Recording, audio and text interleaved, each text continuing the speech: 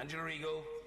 Mr. Speaker, will the Minister admit that the Internet has allowed the formation of chat rooms such as 4chan and 8chan, online communities such as the incels, those involuntary celibates who are misogynistic and blame women for their lack of access to sex, and also the bubbles where both ISIS and now we've seen neo-Nazi far-right white supremacist groups gather their followers. And does he acknowledge and does he have a plan for dealing with the grooming and the escalation of evil and violence that is growing in these unregulated spaces?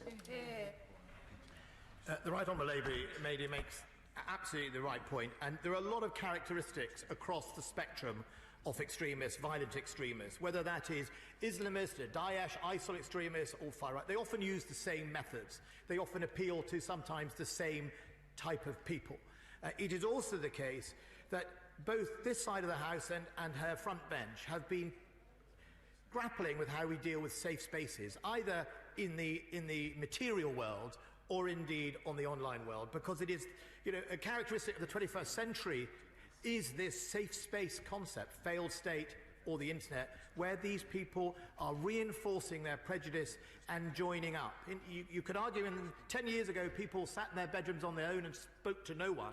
Now they can speak to thousands, and that is being used to seduce people, to groom people and to twist people. So we start in our schools, and that's why I am pleased that both the state and local education authorities and primary schools start teaching children about safe use of the internet, but also, actually, some of these big CSPs, Google, Facebook, etc., do go out to schools and start that process at a young age about teaching those children about how to behave on an internet and what to be careful of.